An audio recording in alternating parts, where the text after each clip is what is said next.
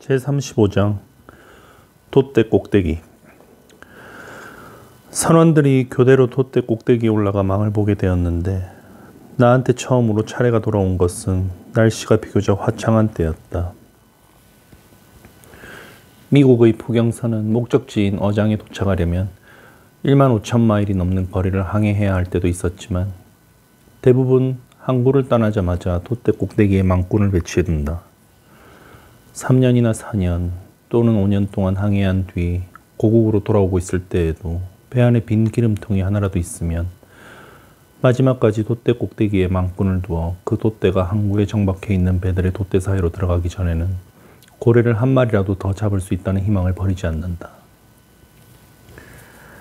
육상에서나 해상에서나 돛대 꼭대기 위에서 망보는 일은 매우 유서 깊고 흥미진진한 일이므로 여기서 어느 정도 설명하기로 하겠다. 내가 알기로 최초로 돛대 꼭대기에 올라선 사람들은 고대 이집트 사람이었다. 아무리 조사해봐도 그들보다 앞선 사람은 찾을 수 없기 때문이다. 그들보다 먼저 바벨탑을 세운 사람들은 아시아나 아프리카에서 가장 높은 돛대 꼭대기를 세울 작정이었던 게 분명하지만 그들의 거대한 석재 돛대는 신의 분노라는 무서운 강풍을 만나 배전 너머로 떨어져 버렸다고 말할 수 있다. 그래서 우리는 바벨탑을 세운 이 사람들을 고대 이집트인보다 앞세울 수 없다. 그리고 이집트인들이 돛대 꼭대기에 올라선 민족이었다는 것은 최초의 피라미드가 천체를 관측하기 위한 목적으로 세워졌다는 고고학자들의 믿음에 근거를 둔 주장이다. 피라미드라는 거대한 건축물의 사면이 모두 독특한 계단식 구조로 되어 있다는 점이 그 가설을 뒷받침해준다. 옛날 천문학자들은 다리를 놀랄만큼 길게 들어올려 피라미드 꼭대기로 올라가서 새로운 별을 발견했다고 큰 소리로 외치곤 했다. 오늘날 배에서 망보는 사람들이 다른 배의 돛이나 고래가 방금 시야에 들어왔다고 고함을 지르는 것과 마찬가지다. 옛날 유명한 기독교 은자였던 성 스틸리테스는 사막에 높은 돌기둥을 세우고 인생의 후반부를 그 기둥 꼭대기에서 보냈다. 음식은 도르래를 이용하여 땅에서 끌어올렸다. 그는 대담하게 돛대 꼭대기에 올라선 전형적인 예다. 안개나 서리, 비, 우박이나 진눈깨비도 그를 그 자리에서 몰아내지 못했다. 그는 마지막까지 용감하게 모든 것과 맞섰고 문자 그대로 기둥 위에서 죽었다. 오늘날의 돛대 망꾼들 중에는 돌이나 쇠나 구리로 이루어진 생명 없는 인간들도 있다. 그들은 거센 바람에는 맞설 수 있지만 뭔가 이상한 광경을 발견했을 때 큰 소리로 외치는 일에는 완전히 무능하다. 예를 들면 나폴레옹은 방돔 관장의 원기둥 꼭대기에 팔짱을 끼고 서 있다. 약 45m 높이의 공중에 서 있는 그는 아래 갑판을 지금 누가 지배하고 있는지 루이 필리프인지 루이 블랑인지 아니면 루이 악마인지에 대해서는 완전히 무관심하다. 조지 워싱턴도 볼티모어의 높은 돛대 위에 높이 올라서 있다. 그가 서 있는 원기둥도 헤라클레스의 기둥처럼 보통 사람은 넘어서지 못할 위대함의 그 한계점을 나타낸다. 넬슨 제독도 트라팔가 광장에 세워진 그의 돛대 꼭대기에 올라서서 대포의 포신에 썼던 청동으로 만든 캡스톤 위에 서 있다. 런던의 짙은 안개 때문에 시야가 흐려졌을 때에도 그 안개 속에 영웅이 숨어 있다는 증거가 있으니 연기가 나는 곳에는 반드시 불이 있기 때문이다.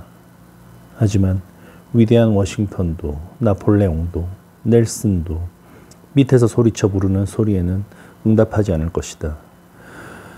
그들이 내려다보는 혼란스러운 갑판을 어떻게 정리하면 좋을지 조언해달라고 아무리 호소해도 그들은 응답하지 않을 것이다. 하지만 그들의 정신은 미래의 짙은 안개를 뚫고 피해야 할 여울이나 암초를 먼 곳에서 미리 발견해 준다고 짐작할 수 있다. 육상의 돛대 망꾼을 바다의 돛대 망꾼과 어떤 점에서든 결부짓는 것은 부당해 보일 수도 있다. 하지만 사실 그것이 부당하지 않다는 것은 낸터커스의 유일한 역사가인 오비드 메이시의 말에서도 명백히 알 수 있다. 그에 따르면 포경업의 초창기에는 배들이 정기적으로 사냥감을 찾아 나서지 않았다고 한다. 그곳 섬 사람들은 해안에 높은 기둥을 세우고 닭장에서 닭들이 위층으로 올라갈 때처럼 못으로 고정시킨 쐐기 모양의 받침대를 타고 꼭대기로 올라갔다고 한다. 몇 년 전 뉴질랜드의 만에서 고래를 잡는 사람들이 이 전략을 채택했는데 고래를 발견하면 해안 근처에서 대기하고 있는 보트에 알려주었다. 하지만 이 풍습은 오늘날 사라지고 말았다. 그러면 본래의 돛대 꼭대기, 즉 바다에 떠있는 포경선의 돛대 꼭대기로 돌아가자. 포경선에서는 세 개의 돛대 꼭대기에 해뜰역부터 해질역까지 계속 망권을 배치한다. 선원들은 교대로 키를 잡듯이 교대로 돛대 꼭대기에 올라간다. 교대는 2시간마다 이루어진다. 열대지방의 잔잔한 바다에서는 돛대 꼭대기에 올라가는 것이 더없이 유쾌하다. 아니, 공상에 잠겨 사색하기를 좋아하는 사람에게는 더없이 즐거운 일이다. 조용한 갑판에서 30m나 올라간 곳에 서서 돛대가 거대한 중마라도 되는 것처럼 다리를 벌리면 당신의 몸 아래 그리고 당신의 두 다리 사이에서는 바다의 거대한 괴물들이 헤엄을 친다. 옛날에 배들이 로도스 섬에 있었던 그 유명한 거상의 가랑이 사이를 지나간 것과 마찬가지다. 당신은 파도밖에는 아무것도 없는 끝없는 바다의 망망함에 몰두하며 거기에 서 있다. 배는 넋을 잃은 듯 나른하게 흔들리고 무역풍은 졸음과 함께 불어온다. 모든 것이 당신을 무기력하게 만든다. 이 열대의 고래잡이 생활은 대개 아무 사건도 일어나지 않은 채 무사히 평온하게 지나간다. 뉴스도 듣지 않고 신문도 읽지 않는다. 하찮은 사건을 대서 특별한 호외에 현혹되어 쓸데없이 흥분하는 일도 없다. 가정에서 일어난 불행, 파산한 증권회사, 주가 폭락 등에 대한 소식도 듣지 못한다. 저녁에 무엇을 먹을까 고민할 필요도 없다. 적어도 당신의 3년치 식사는 통 속에 가득 채워져 있고 식단은 바꿀 수 없기 때문이다. 남양 포경선의 항해는 한 번 떠나면 3년이나 4년이 걸리는 경우가 많고 따라서 돛대 꼭대기에서 보내는 시간을 모두 합하면 몇 개월에 이른다. 그러나 참으로 유감스러운 것은 우리네 수명의 상당 부분을 바치는 곳이 아늑한 거주성 같은 것도 전혀 없고 편안한 곳에 있다는 느낌을 불러일으키기에 적합한 것. 예를 들면 침대나 그물침대, 연구차, 보초막, 설교단, 역마차, 그 밖에 사람이 잠시나마 자신을 격리시킬 수 있는 아담하고 아늑한 시설과 관련된 것이 전혀 없다는 사실이다. 가장 흔히 자리 잡는 곳은 윗돛대 꼭대기이며 윗돛대 활대라고 불리는 2개의 가느다란 수평 막대기, 그 위에 올라서게 되는데 여기서 파도에 흔들리면 초심자는 황소뿔 위에라도 서 있는 듯한 아늑한 기분을 느끼게 될 것이다. 시원한 날씨에는 당직 외투라는 형태의 집을 돛대 꼭대기로 가져갈 수도 있다. 하지만 정확히 말하면 가장 두꺼운 당직 외투를 걸쳐도 집에 있는 것과는 다르다. 그것은 외투를 입으면 알몸이 아닌 것과 마찬가지다. 영혼은 육체 안쪽에 달라붙어 있어서 그 안에서 마음대로 움직일 수 없고 육체를 죽일 위협을 무릅쓰지 않고는 육체 밖으로 나올 수도 없기 때문이다. 그래서 당직 외투는 집이라기보다는 단순한 덮개이거나 몸을 한 겹 더 감싸는 가외의 피부일 뿐이다. 따라서 선반이나 서랍장을 몸속에 집어넣을 수 없는 것처럼 당직 외투로 안락한 방을 만들 수도 없다.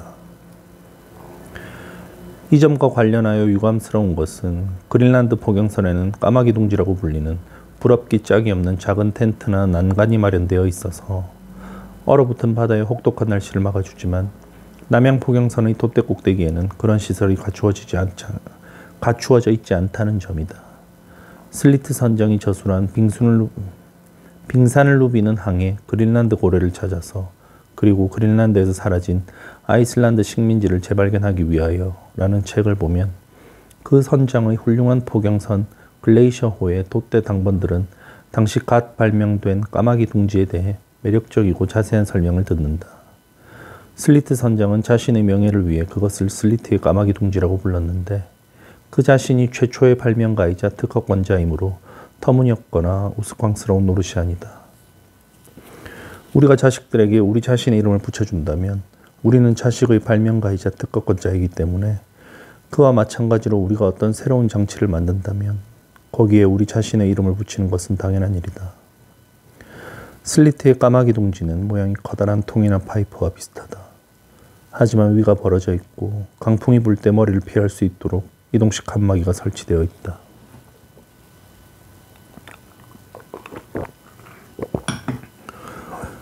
이 까마귀 둥지는 돛대 꼭대기에 고정되어 있기 때문에 바닥에 뚫린 작은 뚜껑문을 통해 거기로 올라간다. 뒤쪽 측면, 즉 배의 고물과 가장 가까운 측면에는 편안한 좌석이 있고 좌석 밑에는 우산과 털목도리와 외투 따위를 넣어두는 상자가 있다. 앞쪽에는 가죽 선반이 있어서 확성기와 파이프, 망원경, 그 밖에 항해할 때 편리하게 쓸 수 있는 여러 가지 용품을 보관할 수 있다. 슬리트 선장은 직접 독대 꼭대기에 올라가서 자기가 만든 이 까마귀 둥지 안에 설 때는 항상 라이플과 작은 하약통과 탄화를 휴대했다고 한다. 바다에서 길을 잃고 돌아다니는 고래를 쏘기 위해서였다. 갑판에서는 바닷물의 저항 때문에 잘 쏠 수 없지만 위에서 쏘는 것은 한결 쉽다.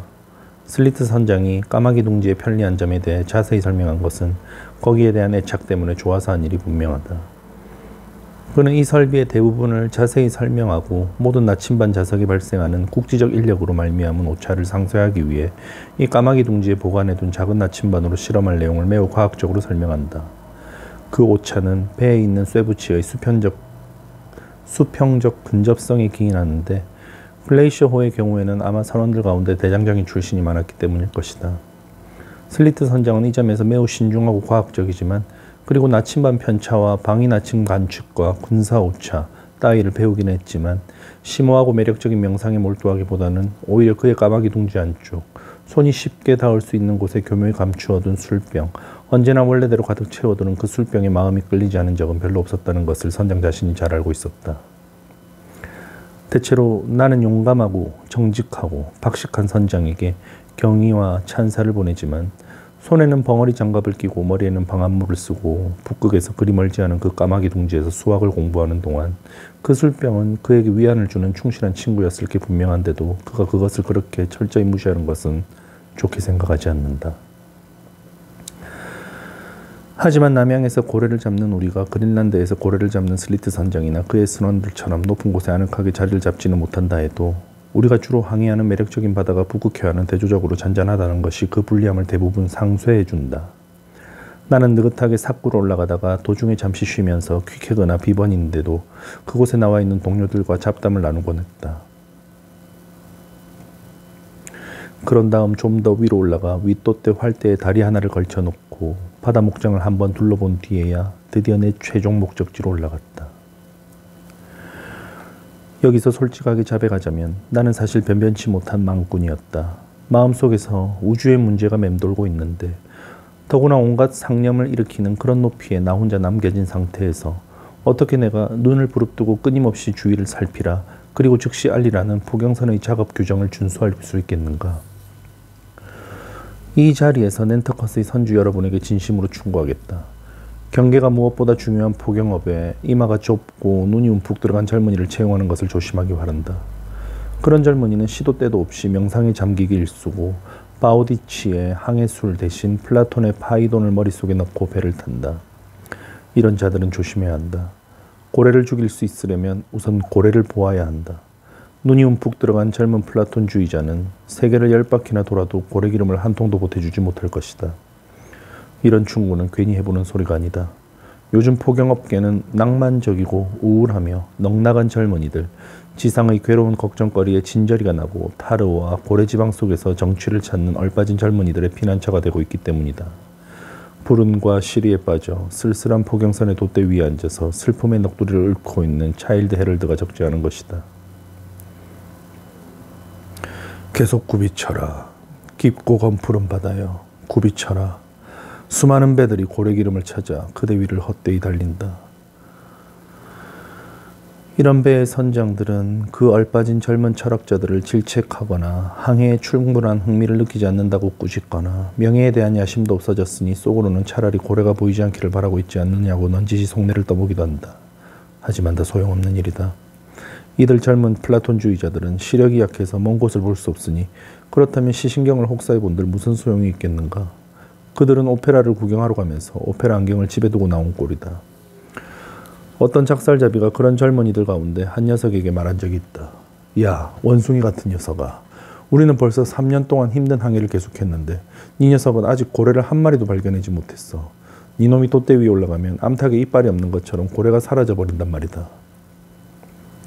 어쩌면 그럴지도 모른다. 아니면 먼 수평선에는 고래가 떼를 지어 모여 있을지도 모른다. 하지만 파도의 리듬과 생각이 한데 융합되어 이 얼빠진 젊은이를 아편에 도취된 듯한 공허하고 무의식적인 몽상의 나른함에 빠져들게 한다. 공허하고 무의식적인 몽상의 나른함에 빠져들게 한다. 그래서 마침내 그는 자신의 정체성을 잃고 발밑의 신비로운 바다를 인간과 자연 속에 충만해 있는 그 끝없이 깊고 짙푸른 영혼의 가시적 형상으로 오해한다. 그에게서 벗어나 미끄러지듯 달아나는 그 야릇하고 아름다운 모든 것, 형태를 불가능할 수는 없지만 위로 솟아오른 희미한 지느러미는 모두 영혼 속을 스쳐 지나감으로써 영혼을 가득 채우는 그 종잡을 수 없는 생각들의 화신처럼 여겨진다. 이렇게 매혹된 기분으로 그대의 영혼은 썰물처럼 왔던 곳으로 돌아가 시간과 공간을 초월하여 널리 퍼진다. 강에 뿌려진 범신론자 크랜머의 유해가 결국 지구 전체로 퍼져 모든 해안에 이르듯이 지금 그대가 누리고 있는 생명이란 부드럽게 흔들리는 배가 나누어준 그 흔들리는 생명뿐이다. 배는 그 생명을 바다에서 빌려왔고 바다는 그 생명을 신이 만들어내는 불가사의한 조류에서 빌려왔다. 하지만 이 잠이 계속되는 동안, 이 꿈이 그대에게 머물러 있는 동안 그대의 발이나 손을 조금만 움직여보라. 모든 것을 움켜잡았던 손을 슬쩍 놓아보라. 그러면 그대의 정체성이 무서운 형상으로 돌아올 것이다. 그대는 데카르트적 소용돌이 위를 맴돌고 있다. 그리고 이 대낮에 청명하기 이를 데 없는 날씨 속에서 그대는 목이 반쯤 졸린 듯한 비명과 함께 그 투명한 공기를 가르며 여름바다로 떨어져 다시는 영영 수면 위로 올라오지 못할 것이다. 그러니 부디 조심하라. 범신론자들이여. 제36장 뒷가판. 에이헤브 등장. 이어서 모두 등장.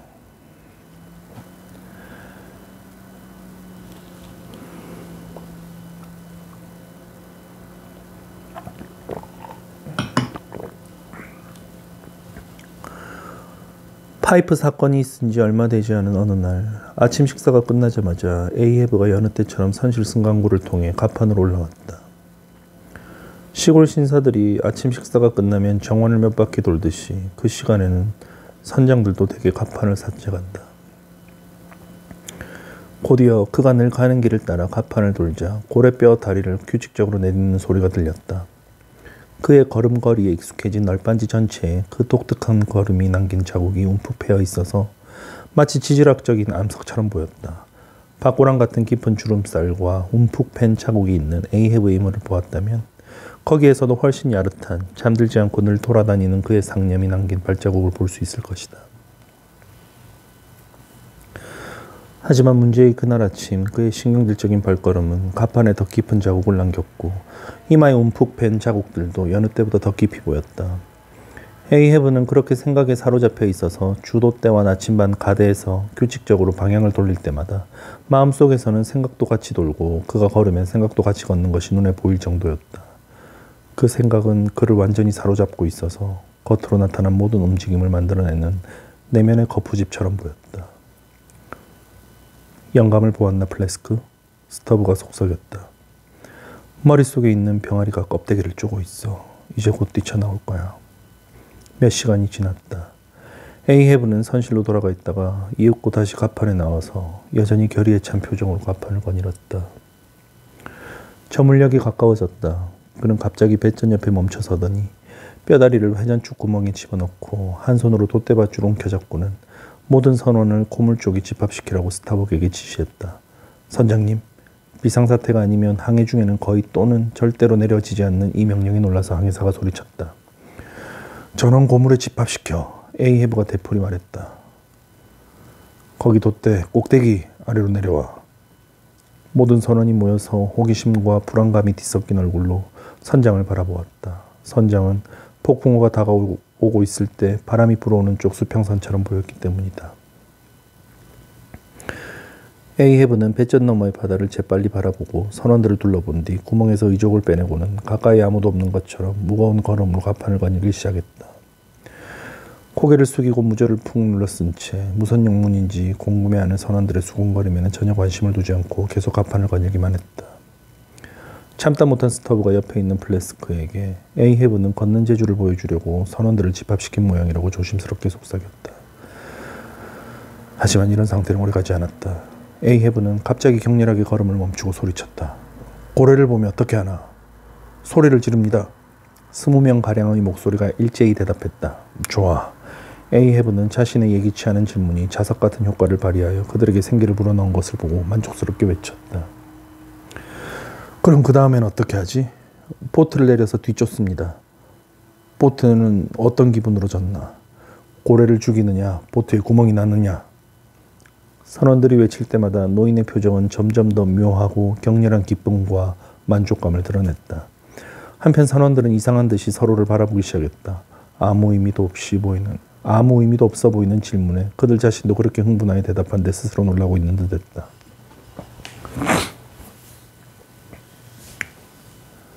하지만 에이헤브가 회전축에서 반쯤 몸을 돌리고 한 손을 높이 쳐들어 돛대밧줄을 꽉 움켜잡자 선원들은 모두 또다시 열의에 사로잡혔다. 지금까지 돛대 꼭대기에 올라간 녀석들은 모두 내가 흰고래에 대해 명령한 것을 들어서 알고 있다. 보라, 여기 스페인 금화가 있다. 에이헤브는 반짝반짝 빛나는 커다란 금화한 입을 태양 쪽으로 들어올렸다. 이건 16달러짜리 금화다. 스타벅, 거기 있는 망치를 이리 가져오게. 항해사가 망치를 가져오는 동안 에이헤브는 아무 말도 하지 않고 금화에 더욱 강택을 내려는 것처럼 금화를 제끼자락에 천천히 문지르고 있었다. 그러면서 낮은 소리로 혼자 콧노래를 불렀다. 그가 내는 소리는 무언가에 틀어막힌 것처럼 불분명해서 그의 몸속에 있는 생명의 바퀴가 기계적으로 맹맹거리는 소리처럼 들렸다. 스타벅에게 망치를 건네받자 그는 한 손으로 망치를 높이 들어 올리고 다른 손에 쥔 금화를 모두 볼 수 있도록 내보이며 주돛대 쪽으로 걸어갔다. 그리고 목청 높이 외쳤다. 이마에 주름이 잡혀있고 아가리가 우그러진 고래를 발견하는 자, 대가리가 희고 오른쪽 꼬리에 구멍이 3개 뚫린 고래를 발견하는 자, 그 흰 고래를 발견하는 자에게 이 금화를 주겠다. 야호, 야호. 선원들은 돛대에 금화를 못 박는 선장에게 방수모를 휘둘러 갈채를 보내면서 외쳤다. 흰 고래다. 에이헤브는 망치를 밑으로 던지면서 다시 말을 이었다. 흰 고래, 눈을 크게 뜨고 흰 고래를 찾아라. 하얀 물을 유심히 살펴라. 거품만 보아도 소리쳐라. 그동안 타슈테고와 다부와 키케그는 다른 사람들보다 훨씬 강렬한 흥미와 놀라움에 찬 눈으로 선장을 지켜보았고 선장이 주름진 이마와 오그러진 아가리를 언급하자 저마다 어떤 기억이 떠오른 것처럼 움찔했다.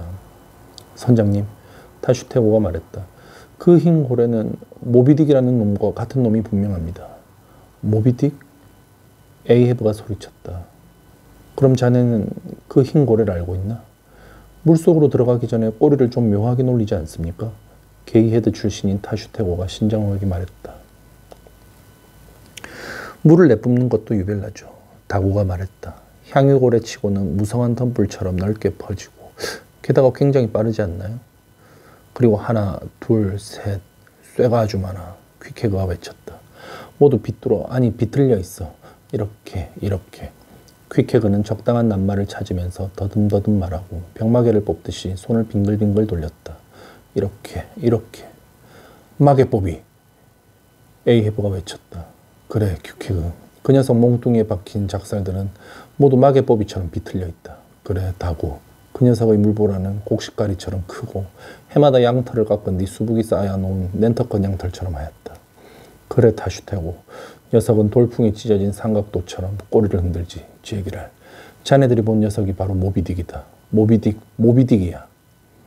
스타벅은 지금까지 스터브와 플래스코와 함께 놀란 눈으로 선장을 바라보고 있었는데 마침내 그 놀라운 일들을 어느 정도 설명해주는 열쇠라도 생각해낸 것처럼 말했다. 선장님, 저도 모비딕에 대해 들은 적이 있는데 선장님 다리를 빼앗아간 게 혹시 그 녀석 아닌가요?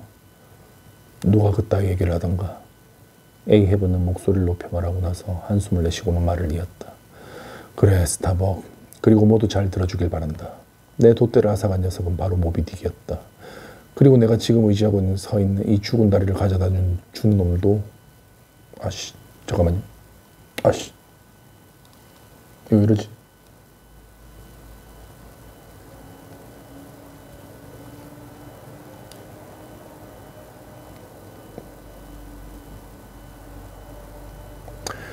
다시 읽겠습니다. 그래, 스타벅. 그리고 모두 잘 들어주길 바란다. 내 돛대를 앗아간 녀석은 바로 모비딕이었다. 그리고 내가 지금 의지하고 서 있는 이 죽은 다리를 가져다 준 놈도 모비딕이었다. 그래, 그래. 그는 비탄에 빠진 사슴처럼 동물적인 소리로 울부짖었다. 그래, 그래. 나를 파괴하여 영원히 의족에게 의지하는 가여운 신세로 만든 것. 바로 그 가증스러운 흰고래였다. 그러고는 두 팔을 번쩍 들어올려 헤아릴 수 없는 저주가 담긴 목소리로 외쳤다.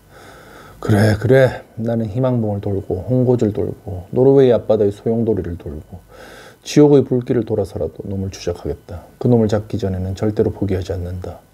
대륙의 양쪽에서 지구 곳곳에서 그 놈의 흰고래를 추적하는 것.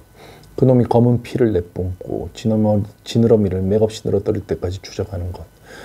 그것이 우리가 항해하는 목적이다. 어떠냐? 나를 도와주겠는가? 다들 용감해 보이는데.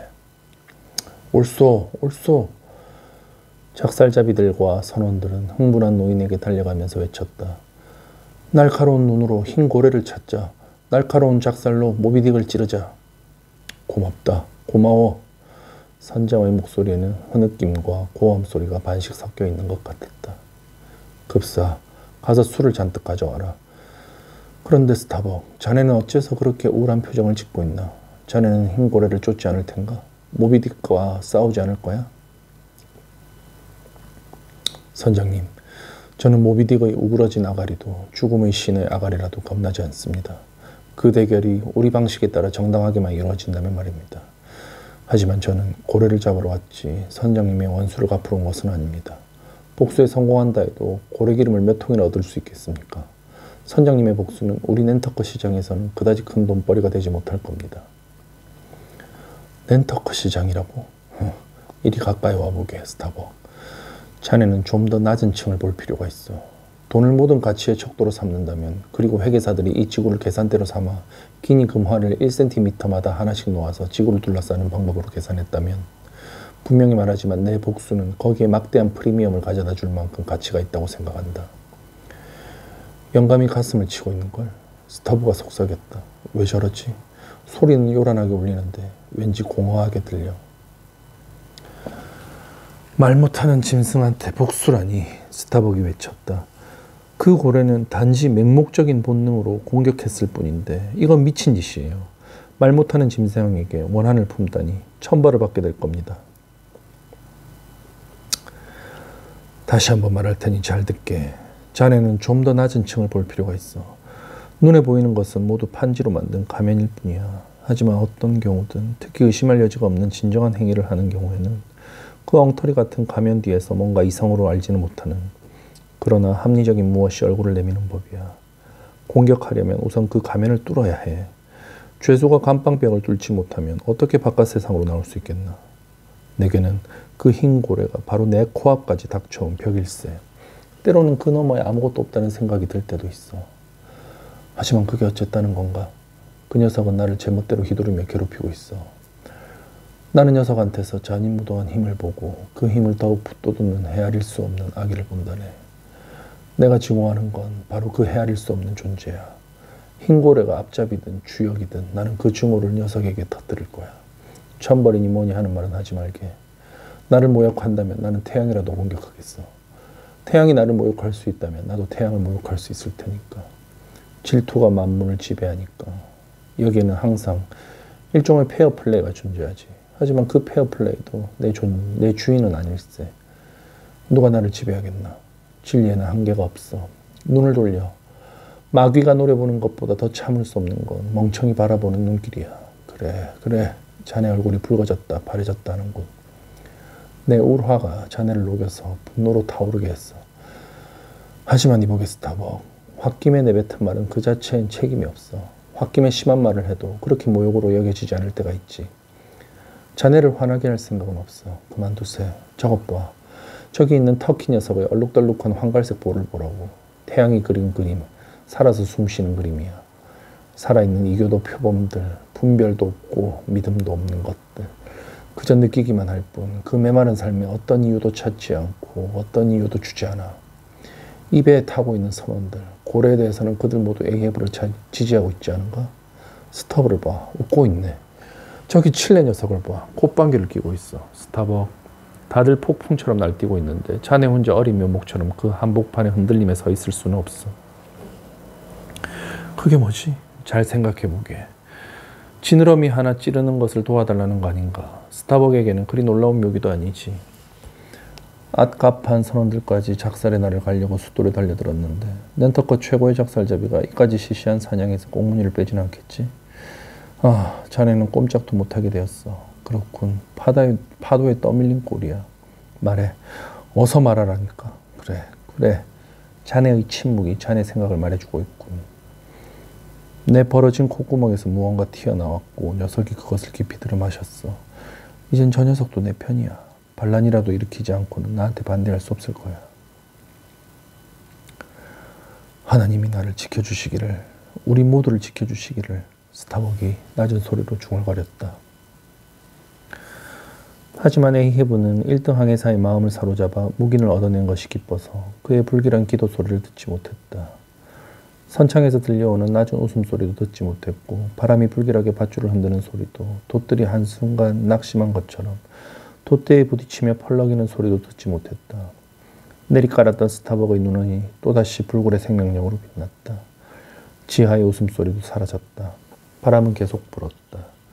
돛은 바람을 가득 안고 부풀어 올랐다. 배는 전처럼 상하 좌우로 흔들렸다. 아, 충고와 경고여. 너희는 왜 오자마자 떠나버리는가? 왜 좀 더 머물지 않는가? 하지만 그림자들이여, 너희는 경고라기보다 예언이다. 외부에서 오는 예언이라기보다 내부에서 미래를 향하는 확신인 것이다. 외부에는 우리를 제약하는 것이 거의 없지만 우리 존재의 가장 깊숙한 곳에 있는 내적 요구가 여전히 우리를 몰아대기 때문이다. 술이다, 술! 에이헤브가 외쳤다. 술을 가득 차온 백납잔을 받아들자 선장은 작살잡이들 쪽으로 돌아서서 무기를 꺼내들라고 명령했다. 작살잡이들은 작살을 손에 들고 캡스턴 근처에 있는 선장 앞에 나란히 늘어섰다. 3명의 항해사는 창을 손에 들고 선장 옆에 섰고 나머지 선원들은 그 주위를 빙 둘러쌌다.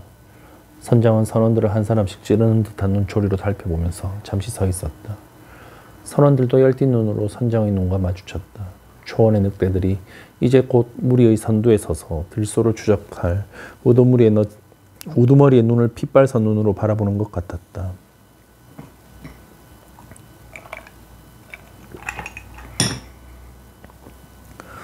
하지만 늑대 무리는 인디언이 쳐놓은 덫에 빠져들 뿐인 것을. 마시고 돌려라. 선장이 외치고는 무거운 술잔을 가장 가까이 있는 선원에게 건네주었다. 지금은 선원들만 마신다. 마시고 돌려라. 단숨에 마셔라. 악마의 발굽처럼 뜨겁구나. 그래. 잘들 돌아간다. 빙빙 돌아간다. 뱀 눈알이 번쩍이듯 빨리도 도는구나. 좋다. 좋아. 저쪽으로 갔다가 이쪽으로 왔구나. 나한테 주게. 술잔이 비었군. 과연 젊은이답구나. 넘칠 듯이 가득 찼던 생명도 그렇게 마시면 바닥나고 말지. 급사 술잔을 다시 채워놓으라. 나의 용사들이여, 잘 들어라. 나는 모든 선원을 이 캡스턴 주위에 집합시켰다. 항해사들은 창을 들고 작살잡이들은 작살을 들고 내 양옆에 서라. 억센 선원들은 나를 에워싸라. 어부였던 우리 조상들의 고귀한 관습을 되살려보자. 너희들은 이제 곧 보게 될 것이다. 아하, 급사 벌써 돌아왔구나. 가짜 돈은 반드시 자신에게 돌아온다지만 그 가짜 돈도 너보다 빨리 돌아오지는 못할 것이다. 술잔을 이리 다오. 이 술잔은 또다시 넘칠 만큼 가득 채워졌다. 그런데 몸이 덜덜 떨리는 오한은 학질 증세가 아닌가. 학질 따윈 썩 물러가라. 항해사들은 앞으로 나오게. 내 앞에서 창을 교차시키게. 잘했어. 내가 축을 만져보겠다. 이렇게 말하면서 그는 팔을 뻗어 수평으로 교차된 중심에서 방사형으로 뻗어있는 창 3개를 한꺼번에 움켜잡았다. 그러다가 갑자기 신경질적으로 창들을 획 잡아당겼다. 그러면서 스타벅에게서 스터브에게서 플래스크로 눈길을 돌렸다. 자력으로 가득 찬 그의 삶을 라이덴 축전지에 비유한다면 거기에 축전된 열렬한 감정을 무어라 형언할 수 없는 내면의 의지력으로 항해사들에게 집어넣고 싶어하는 것 같았다. 그 강력하고 긴박하고 신비스러운 선장의 태도 앞에서 새 항해사는 기가 꺾여 움츠러들었다. 스터브와 플래스크는 눈길을 돌렸고 정직한 스타벅은 눈을 내리깔았다. 틀렸어. 에이헤브가 외쳤다. 하지만 그게 좋을지도 모르지. 자네들 셋이 단 한 번이라도 전력을 다한 충격을 받았다면 내 몸 안에 있는 전기는 아마 다 타고 말았을 테니까. 그랬다면 자네들을 죽였을지도 몰라. 아마 자네들한테는 그럴 필요가 없었겠지. 창을 내리게. 나는 자네들 셋을 저기 있는 3명의 이교도 친척, 세상에서 가장 훌륭한 신사이며 귀족인 저 용감한 작살잡이들의 술잔을 받드는 자로 임명하겠다. 그 일이 하찮다고. 위대한 교황도 삼중관을 물단지로 이용하여 거지들의 발을 씻어주는 것은 무엇 때문인가? 나의 사랑스러운 추기경들이여. 겸손한 마음으로 몸을 굽혀주길 바란다. 내 명령에 따르지 말고 자네들이 자진해서 행하라. 작살잡이들이여, 작살 밧줄을 끊고 작살 자루를 빼내라. 새 작살잡이는 말없이 명령에 복종하여 길이가 1m쯤 되는 작살의 쇠붙이 부분만 떼내어서 미늘이 위쪽을 향하도록 잡고 선장 앞에 섰다. 그 날카로운 광철로 나를 찌르라는 게 아니야. 그걸 뒤집어 아래를 향해서 세우란 말이다. 술잔이 어느 쪽인지도 모르나? 자루 끼우는 구멍이 위쪽을 향하도록 돌려. 그래, 술잔 받드는 자들아, 앞으로 나서라. 작살을 잡고 내가 구멍에 술을 가득 채우는 동안 가만히 들고 있어. 그러고는 백납잔을 들고 천천히 걸어가면서 술잔에 담긴 뜨거운 액체를 항해사들이 들고 있는 작살 구멍에 가득 따라 넣었다. 자, 3사람씩 마주 서서 그 필살의 성매를 건네주게. 항해사들이여, 술잔을 작살잡이들에게 넘겨라. 자네들은 이제 끊으려야 끊을 수 없는 짝들이 되었다. 하하, 스타벅, 잘했다. 저 하늘에 태양이 내려다보고 있다. 작살잡이들아, 마셔라. 마시고 맹세하라. 죽음의 보트 뱃머리에 서게 될 자들이여, 모비딕의 죽음을 위해서 마셔라. 우리가 모비딕을 죽일 때까지 사냥하지 않으면 하나님이 우리를 사냥할 것이다. 작살잡이들은 가느다란 작살 술잔을 들어올렸다. 그리고 흰 고래에 대한 저주를 외치면서 단숨에 들이마셨다. 스타벅은 얼굴이 창백해져서 고개를 돌리고 몸을 떨었다. 다시 한번. 그리고 마지막으로 다시 채워진 백납잔이 미쳐 날뛰는 선원들 사이로 돌려지고 있었다. 이역구 선원들은 선장이 손을 흔드는 것을 보고 신호로 모두 흩어졌다. A해부터 선실로 물러갔다.